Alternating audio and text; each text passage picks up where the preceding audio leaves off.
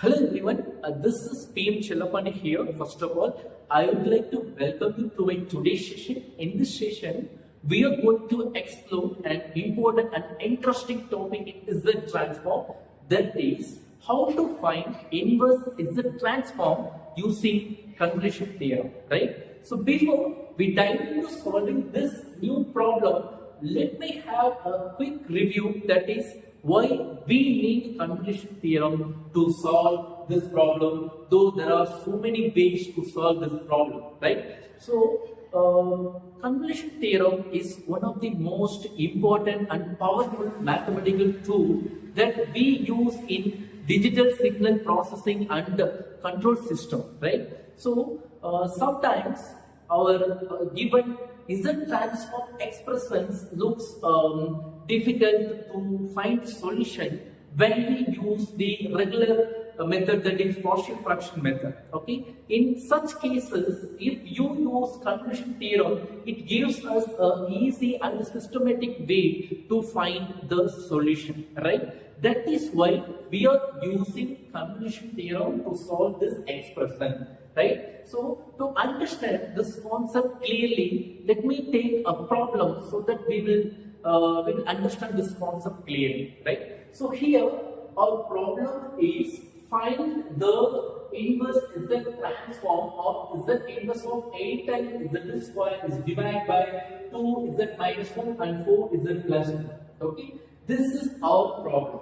So before we dive into solving this problem using convolution theorem, first we must know what convolution theorem says. Okay, so here we have convolution theorem. It says, in simple words, I can explain what convolution theorem is saying, right? So when you multiply two functions in Z domain, right?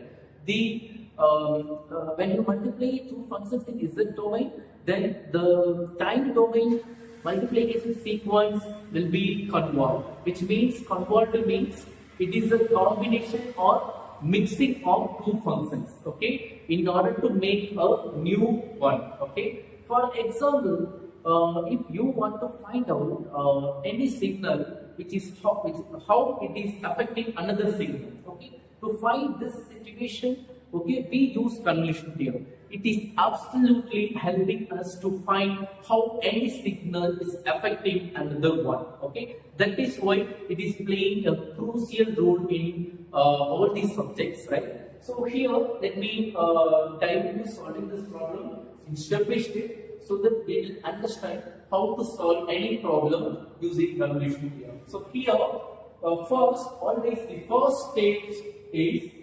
step is we need to split up the Z square. The power of Z can be written as Z times Z.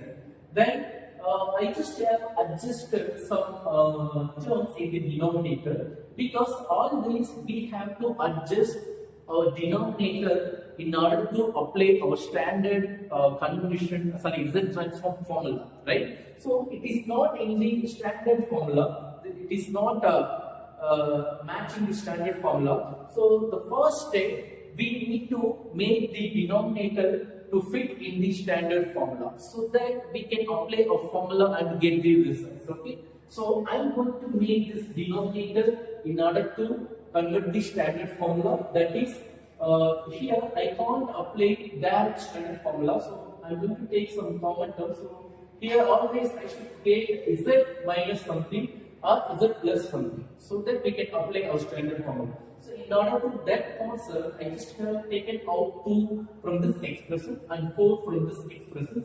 Then this one becomes like this.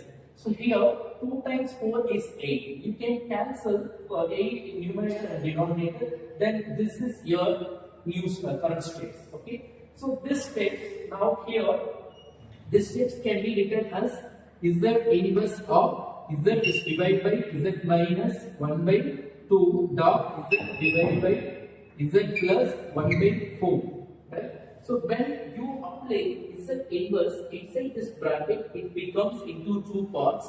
So when you separate the terms by multiplying Z inverse, your dot product becomes star product, which is our convolution. Right?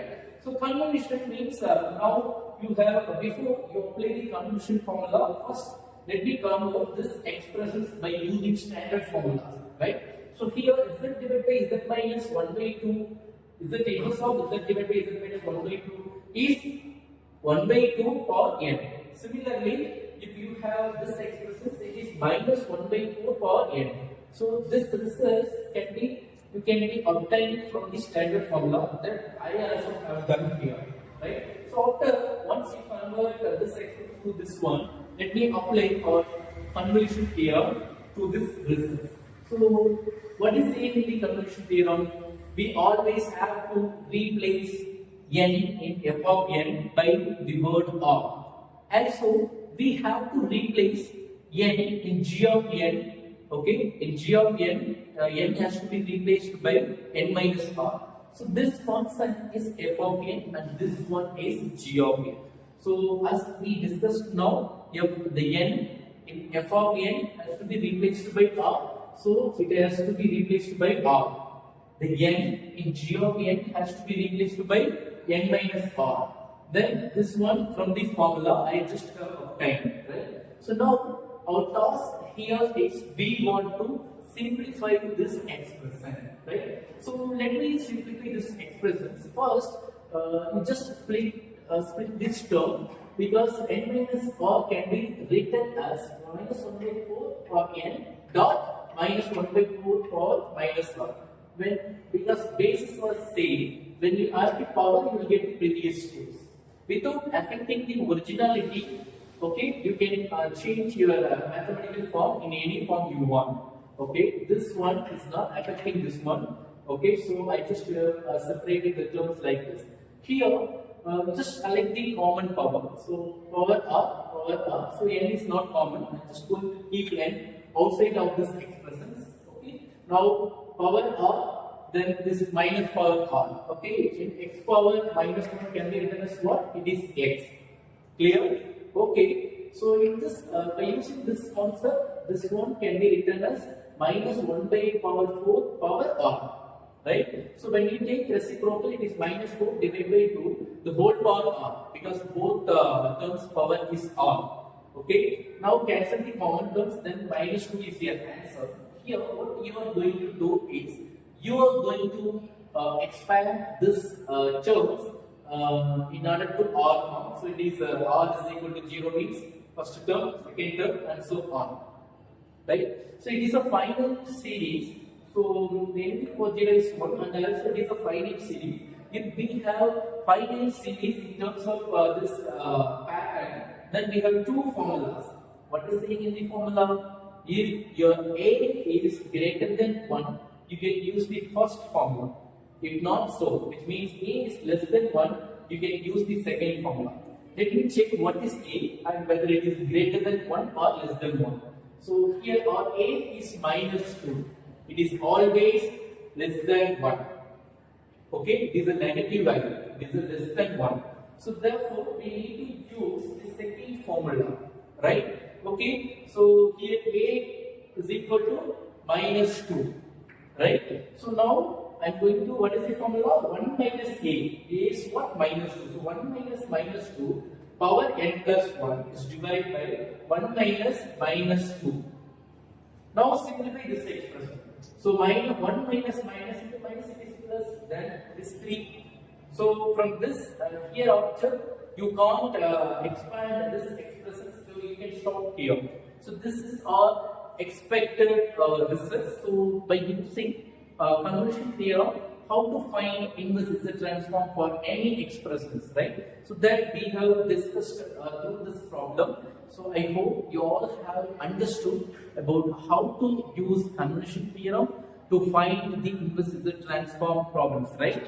So thank you so much for watching this video. If you have any doubt, you can text me in the comment box. And also, if you like this video, please give a thumbs up. Okay, that will motivate me to upload more video. Thank you so much for watching my video. Thank you.